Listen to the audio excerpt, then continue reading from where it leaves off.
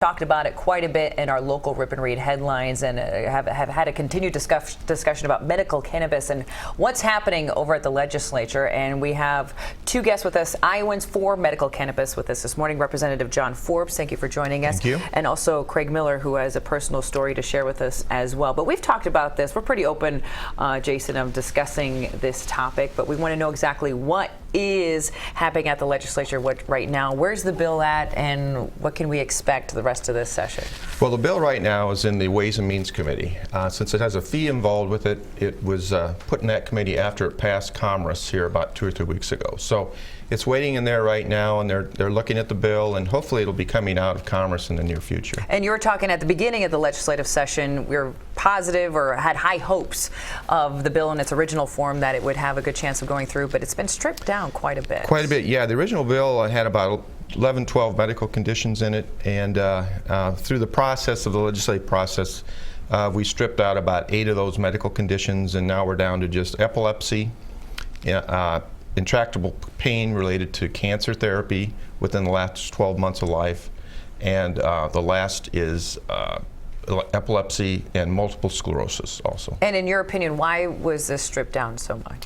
Well, I think it was a compromise within the House. House Republicans had some issues with all those different medical conditions, and so it was a compromise, and I didn't agree with it, but I did vote the bill out of Commerce to keep it going. To keep it going. And you know, I'm a conservative. I almost always vote Republican, but I'm embarrassed regarding what's happened here. We're talking about a cannabidiol is how you want to pronounce CBD oil. CBD oil.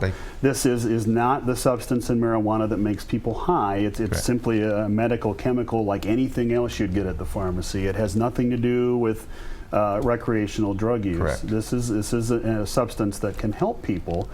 And what we've had happen here is that there are legislators who think they can make better decisions about people's health than doctors can. Correct. I mean, that's pretty much it. And I don't want to get you in trouble, but no. And I preached that in the House. I said, you know, we are not medical professionals. We should allow that to the experts to determine which medical conditions would best be used for this medication. Craig, if you would, tell us your story and how it involves this legislation. Well, my beautiful wife, Debbie, she has a genetic disease called Ehlers-Danlos syndrome, and it's a connective tissue disorder. So it's like collagen deficiency, or it's like your collagen's defective, and collagen is the glue that basically holds everything together. So her joints can basically dislocate or sublux at any time. She has ribs that come out normally. Her jaw tries to dislocate.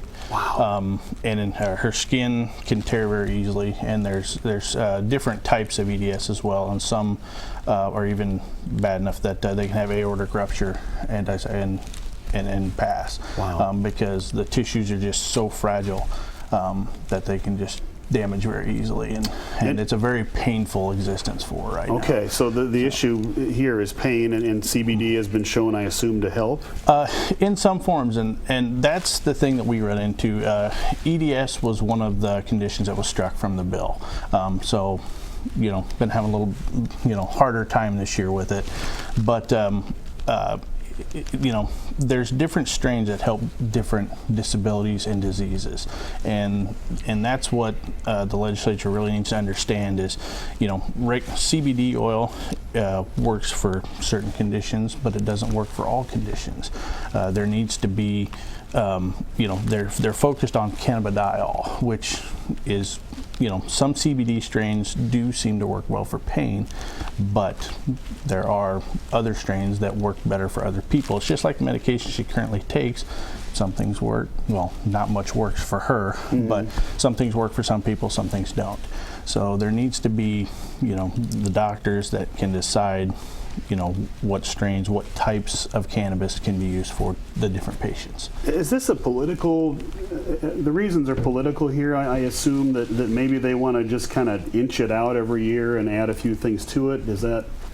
Well, the concern, I think, from House Republicans is that this is the gateway to opening up to other medications that would maybe get into the hands of the wrong people. Which makes absolutely zero sense. Is it because marijuana is tied to it? Even it's a plant that we've learned does not have the same reaction as if people were smoking pot, so to speak. Correct. This is something completely different, but for some reason they can't differentiate the two? Yeah, there's a concern that we'll be moving to what the model in Colorado, where they have recreational use of marijuana, and that is not the way Iowa is going to go, and that's not the way Iowans want to go. It just, to me, displays an amazing amount of ignorance. I mean, these are two completely different substances that happen to come from the same plant, and in many cases, these plants can be engineered so that all they produce is the CBD.